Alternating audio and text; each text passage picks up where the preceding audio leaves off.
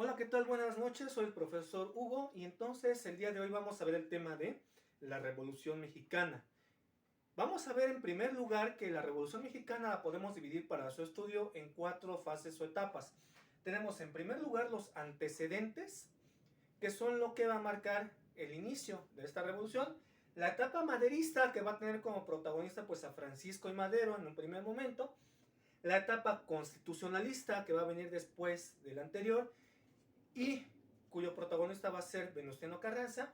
Y posteriormente tenemos la etapa final de la reconstrucción nacional. Vamos a ver en primer lugar pues los antecedentes.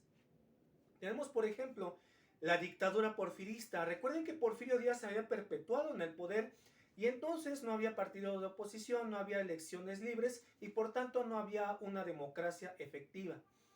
Vamos a ver que también el dominio del capital extranjero fue un importante antecedente del movimiento revolucionario, debido a que, como les mencioné anteriormente, pues Porfirio Díaz abrió las puertas del país de par en par hacia los capitales extranjeros, porque él creía que de este modo se iba a dar la industrialización de México.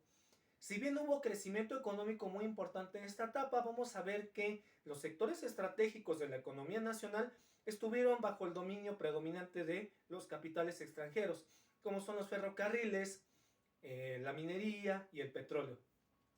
Por otra parte, tenemos a los periódicos de oposición. Por ejemplo, El Hijo del Aguizote, que era pues en formato de tiras cómicas en que se ridiculizaba a Porfirio Díaz. Y por otra parte tenemos también el periódico Regeneración. Este era editado y publicado por los hermanos Enrique y Ricardo Flores Magón y fue uno de los que más criticaron al régimen porfirista. Por otra parte tenemos las huelgas de Cananea y Río Blanco. Estos antecedentes van a ser de suma importancia, ya que, por ejemplo, en el caso de Cananea era una minera en Sonora en la que protestaron los trabajadores y fueron reprimidos de manera brutal por el régimen porfirista. Lo mismo que en Río Blanco, que es una textilera en Veracruz, que igual las protestas de los trabajadores fueron ahogadas en sangre y fuego por el régimen de Porfirio Díaz.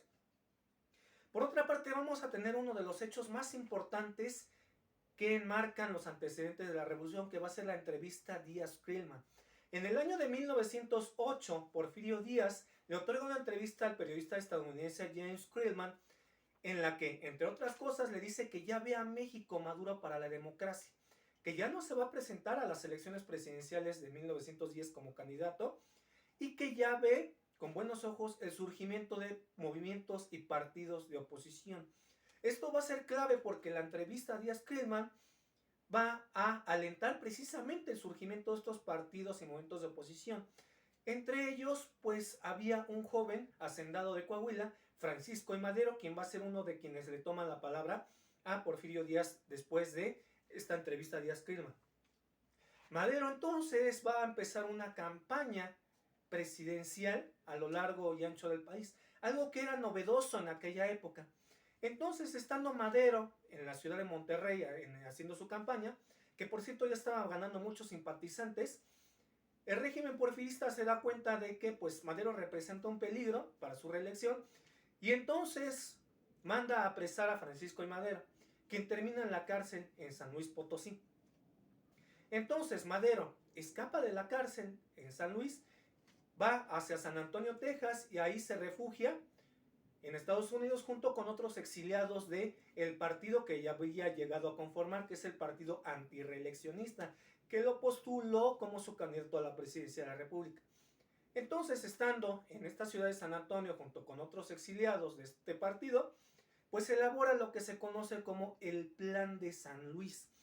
Va a ser promulgado por Francisco I. Madero y en él desconoce al gobierno de Porfirio Díaz, porque se da cuenta que al régimen porfirista no se le va a desalojar del poder por la vía democrática y electoral, sino solamente mediante un levantamiento armado.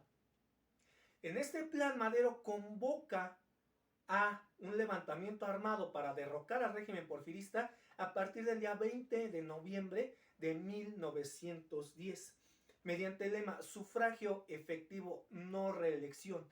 Entonces Madero retoma el lema que había puesto de moda Porfirio Díaz precisamente con el plan de Tuxtepec, el de la no reelección, pero también habla de un sufragio efectivo, esto es que se haga valer la voluntad popular en las urnas, y entonces esto significa pues aplicar la democracia.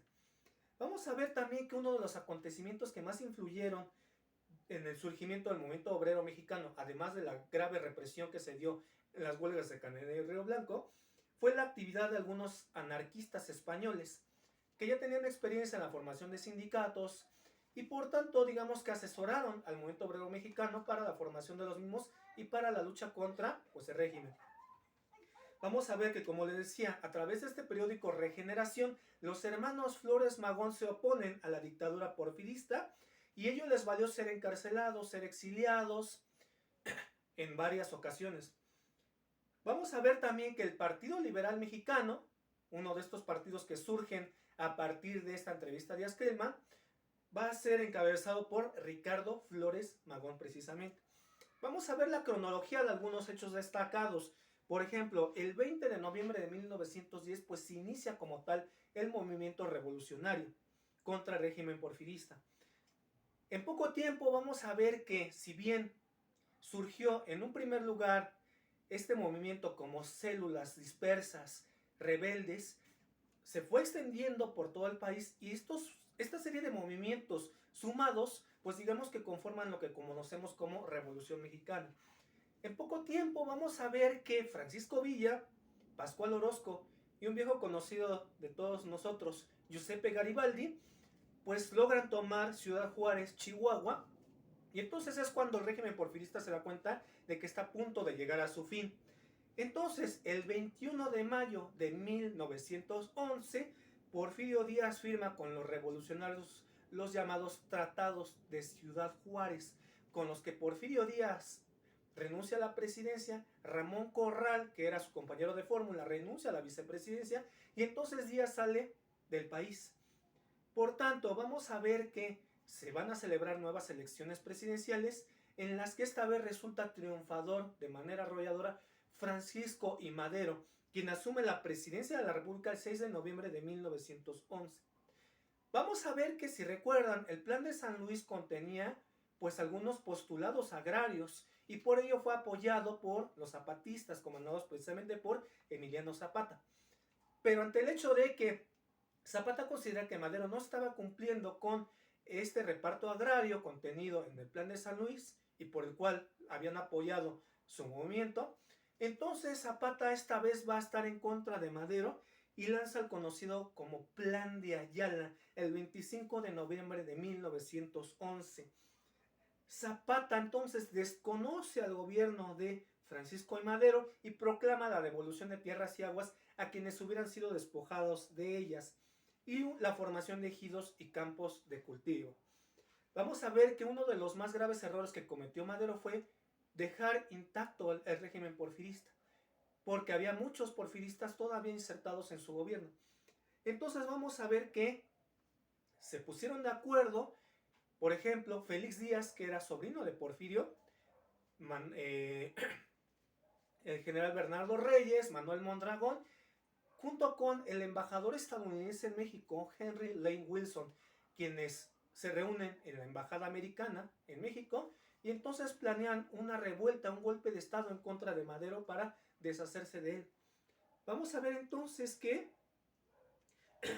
se inicia una revuelta en contra de Madero y entonces estos rebeldes empiezan a cañonear el Palacio Nacional, que es defendido por los cadetes, y entonces pues esto se conoce como la Decena Trágica. Fueron 10 días de combates en los que murieron muchas personas en la capital del país. Vamos a ver que Madero le había encomendado a Victoriano Huerta, su secretario de Defensa, precisamente pues que defendiera el Palacio Nacional, sin saber que Huerta ya estaba en connivencia con los conspiradores contra su gobierno. Entonces, Madero, que confiaba en Huerta, pues es traicionado finalmente por este, y entonces se origina lo que se conoce como el cuartelazo, en el que Victoriano Huerta pues aprende tanto a Francisco de Madero como al vicepresidente José María Pino Suárez. Entonces Pedro Lascurain asume la presidencia de la República como un formalismo y es el presidente que menos tiempo dura en la historia de México, solo 45 minutos, le transfiere el poder a Victoriano Huerta para que así pareciera que lo hubiera asumido de manera legal.